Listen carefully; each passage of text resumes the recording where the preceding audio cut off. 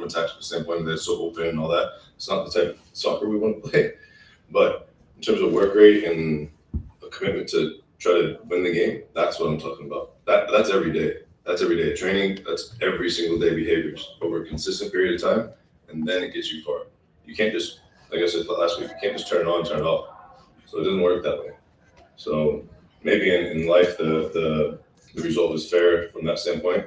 I think the fans need a massive thank you because when they showed up, regardless of who came to play against us, they showed up and they supported us when the moment started to get better for us and the transition moment started to open up. They were pushing those guys on. So that's a huge credit to them. And thanks for coming back.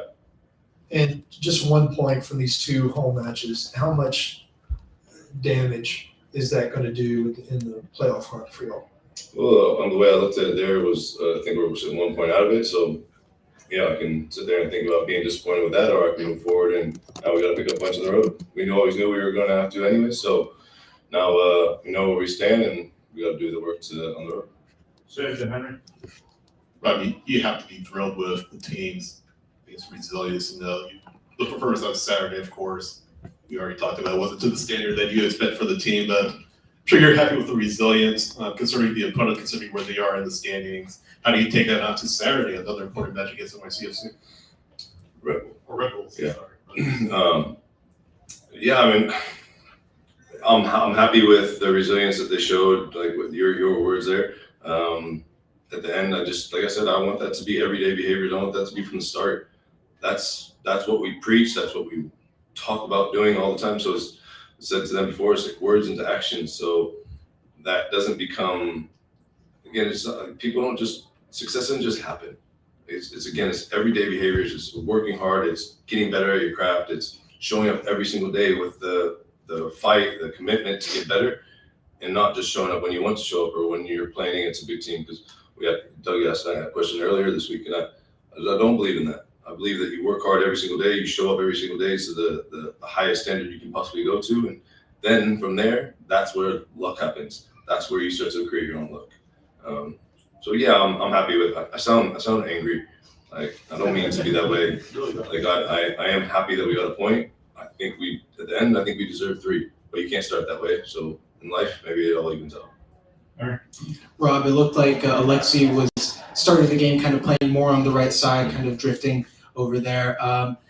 Could you explain kind of the decision to play him on that side rather than kind of the natural 10, obviously then moving there later in the game, it looked like. And how do you feel about him getting the goal today?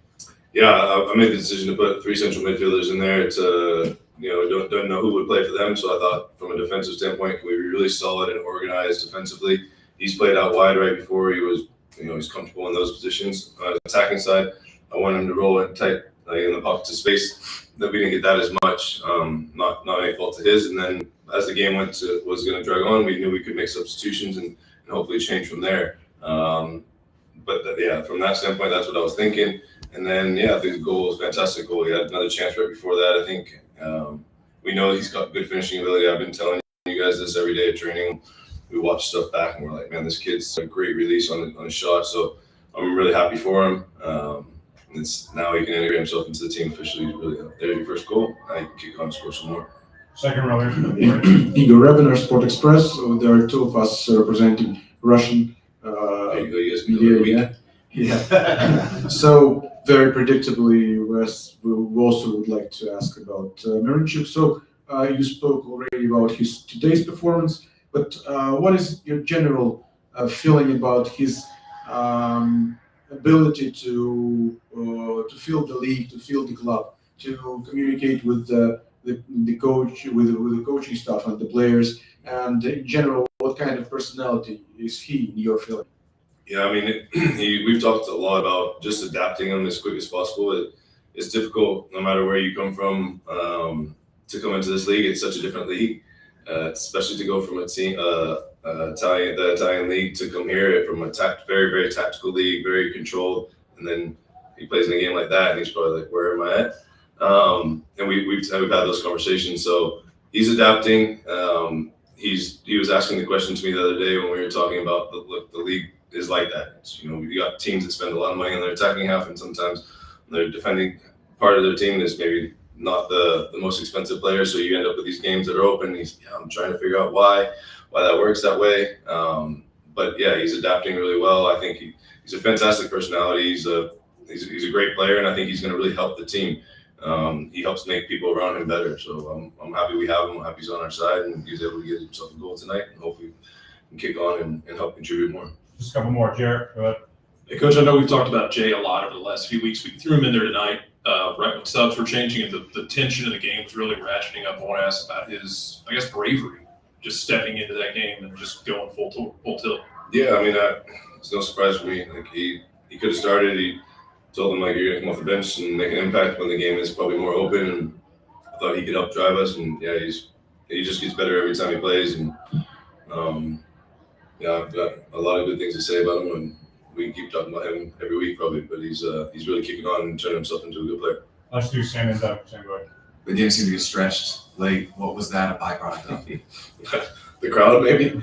So thanks a lot for that, guys. I don't know. I mean, we knew we wanted to bring certain types of players on late in the game to hopefully, whether it was to stretch the opponent or to just those transition moments. We knew they would drop their back line in the transition moments, so we thought we could get pace in those areas and still have pace in wide areas. So maybe guys like Edwin, Jamal, Jay, they've got pace to kind of carry the team. So maybe that happened, or maybe it's just like do or die. Like, hey, guys, we're backs up against the wall, and we got to win the game or get back in it.